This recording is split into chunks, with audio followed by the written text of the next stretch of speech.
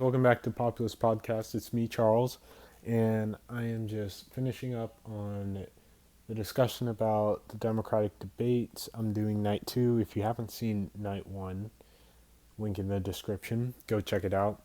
Said some things about each candidate's performance, and I'm going to do the same with night two. So, starting off with number 10, I think this is a no brainer. Probably the biggest loser of all the candidates of both nights, it's Joe Biden. And Joe Biden, he got destroyed by the moderators. Who saw that one coming? Not me. He got destroyed by the moderators, and they called out the Obama administration's right wing immigration policy where they deported 3 million undocumented immigrants. And that was when Joe Biden was making the case for him saying undocumented immigrants would be welcomed under his administration. So he got owned on that point. He also got owned by Kamala Harris when she brought up his anti busing pass. He also got called out for making the Bush tax cuts permanent by Michael Bennett.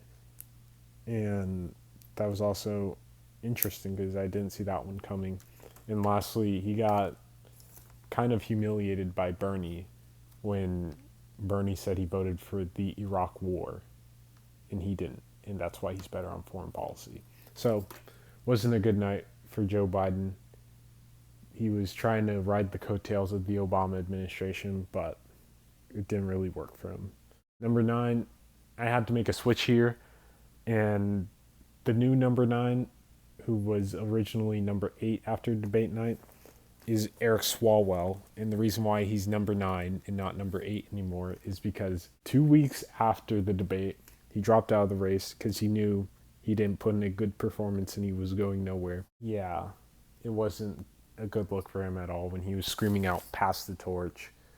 But on the flip side, he did call out Pete Buttigieg for his mishandling of a police shooting in which he basically kind of ignored his own laws and didn't hold anyone accountable. So he held him accountable for that. And that was pretty much it. Number 8, John Hickenlooper. And the reason why he is so incredibly low is not even because he barely said anything.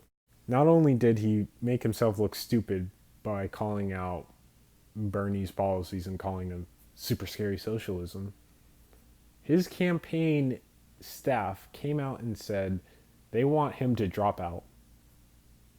That's how poorly he did in the debate. They said they want him to drop out and run to unseat Cory Gardner for that Colorado Senate election in 2020. That's how poorly he did. He basically made himself look stupid all night. When he did talk, he didn't really talk much. He was bragging about his mealy mouth accomplishments. So it really wasn't a good night from him at all, to say the least. Number 7, Marianne Williamson. She did so poor. It was unbelievable. Not only did she not give us any policies or any plans, she said we don't need policies and plans. She said all we need is love to beat Donald Trump. But the reason why she's not so low is because I'm guessing at this point everyone who liked Marianne Williamson knew what they were getting with her, and she didn't bring in anyone new. I don't think she lost anyone as well, so it was a really bad performance, but I don't think it hurt her too much. Number 6, this is probably everyone's favorite online from what I can tell from the YouTube comments on the debate. It's Andrew Yang. Yang came out and said that his mic was cut off at certain points in the debate, and so did Marianne Williamson. So I'm willing to believe them on that. And I'm sure Andrew Yang would have had a somewhat better debate performance if he had his mic not cut off most of the time. But at the same time, with what he did say, it really wasn't that impressive. He said Russia hacked our election, it's not really a big deal for him. He still has the third and fourth debates to get everything all sorted out, but it really wasn't a good night for him at all. Number 5, Michael Bennett. He tried to step to Bernie on Medicare for All. Bernie shoved him away. He actually surprised me by going after Joe Biden on the Obama administration.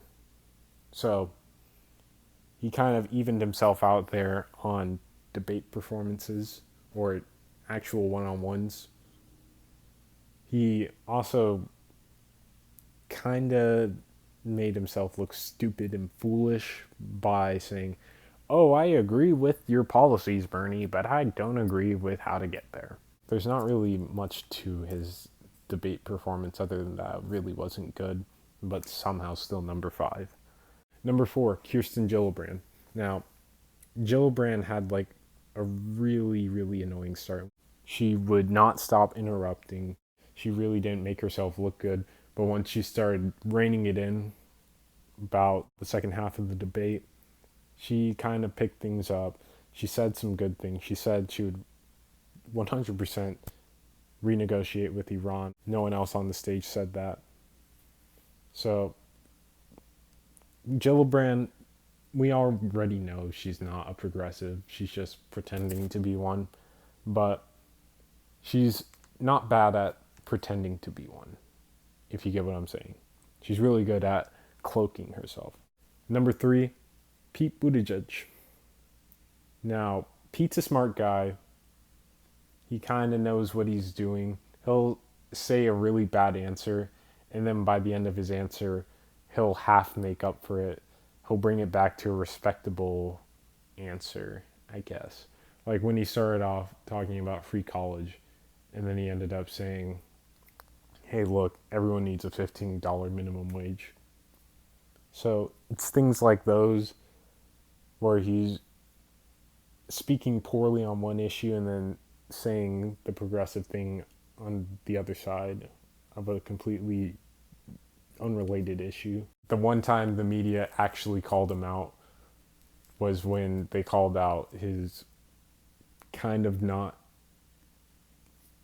ideal record with black people in the police department. And he gave an okay response to that. Again, Pete Buttigieg, one of the top performers of the night, not without his flaws, but who here isn't? Number 2, I actually considered putting number 2 at number 1. They had a better night than I initially thought, but it's too bad people only really watch this maybe once, and they don't really watch the second half some of the time. Number 2, Bernie Sanders. Bernie, he kind of started off really slow, like Tulsi. He was kind of playing defensive, like Liz Warren.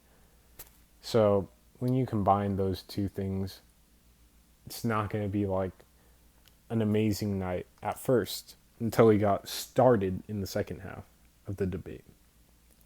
That's when he started giving out his thoughtful answers, maybe dodged a few questions here or there, maybe alluded to an answer here or there.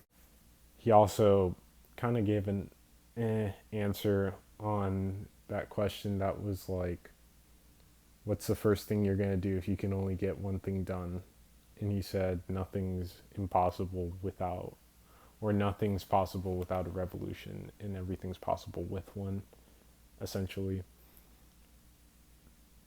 Kind of an answer, but he also gave really good answers when he hammered Joe Biden on his war record, when he took on Michael Bennett on Medicare for All, when he also basically, he just had a bunch of good answers the entire night. And upon second watching, I saw that, but it really wasn't enough to bump him up to number 1. And who is number 1, you may ask? Kamala Harris. Pretty easy to put her at number 1 when she takes down the apparent front runner according to the polls in Joe Biden on busing.